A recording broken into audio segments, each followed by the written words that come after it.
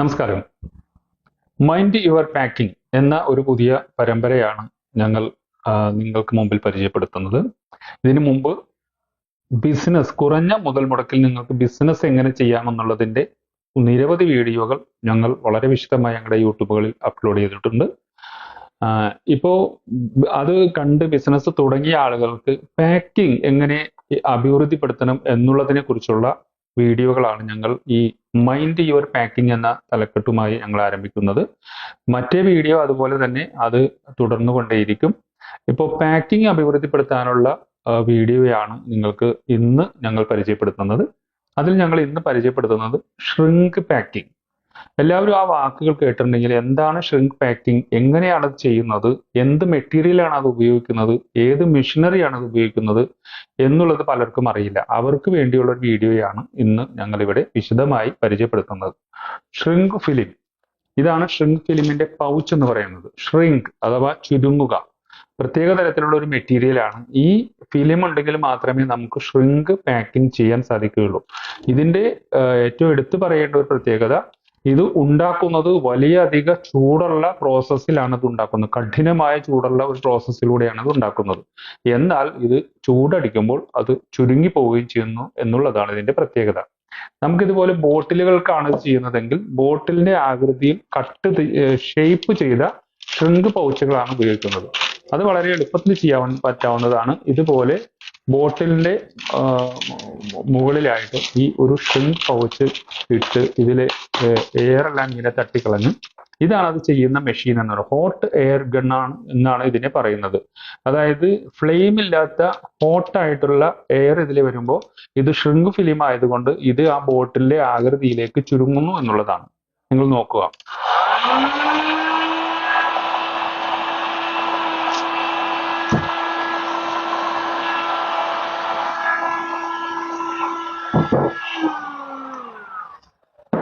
ചുരുങ്ങിയ സമയം കൊണ്ട് തന്നെ അത് ഷ്രിങ്ക് ആവുകയും ആ ബോട്ടിലിന്റെ ആകൃതിക്കനുസരിച്ച് അത് ലാമിനേറ്റ് ചെയ്യുന്നതാണ് നമ്മളിവിടെ കണ്ടത്.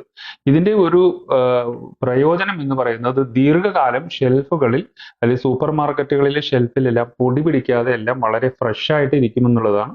കുറെ നാൾ കഴിയുമ്പോൾ ഇങ്ങനെ ഇത് കസ്റ്റമർ അത് പൊളിച്ചു നോക്കുമ്പോൾ അതേ നമ്മൾ എന്ന് പാക്ക് ചെയ്ത അതേ ഒരു ഫ്രഷ്നെസ് ആ ബോട്ടിൽ ഫീൽ ചെയ്യുമെന്നുള്ളതാണ്. ലേബലിലൊന്നും പൊടി പിടിക്കാതെ ആ ഒരു ഫ്രഷ്നെസ് കിട്ടുമെന്നുള്ളതാണ് ഇതിന്റെ ഒരു പ്രയോജനം എന്ന് പറയുന്നത്. ഇനി അത് നമുക്ക് ഷ്രിങ്ക് പല ഷേപ്പിലായിട്ടും പല പൗച്ചുകളായിട്ടും ക്യാപ്സിലീവായിട്ടും ഷ്രിങ്ക് ലേബലായിട്ടും റെക്ടാങ്കുലർ പൗച്ചായിട്ടും എല്ലാം സപ്ലൈ ചെയ്യാൻ പറ്റുന്നുള്ളതാണ് ഷ്രിങ്ക് പൗച്ചിന്റെ ഏറ്റവും വലിയ പ്രയോജനം എന്ന് പറയുന്നത്. ഇത് ഷ്രിങ്ക് ലേബലാണ്. ഈ മെറ്റീരിയലിൽ തന്നെ നമുക്ക് ആവശ്യമുള്ള സംഭവങ്ങളെല്ലാം അതിലേക്ക് പ്രിന്റ് ചെയ്തിരിക്കുന്നതാണ്. അപ്പൊ നമുക്ക് മറ്റൊരു ലേബലിന്റെ ആവശ്യമില്ല. അപ്പൊ ഇത് ഒരു ഷ്രിങ്ക് ലേബൽ ഈ ബോട്ടിൽ ചെയ്യാനാണെങ്കിൽ ഇതുപോലെ ഇൻസെർട്ട് ചെയ്ത് അതിനും ഈ മെഷീൻ തന്നെ മതി എന്നുള്ളതാണ്. അത് ഇതുപോലെ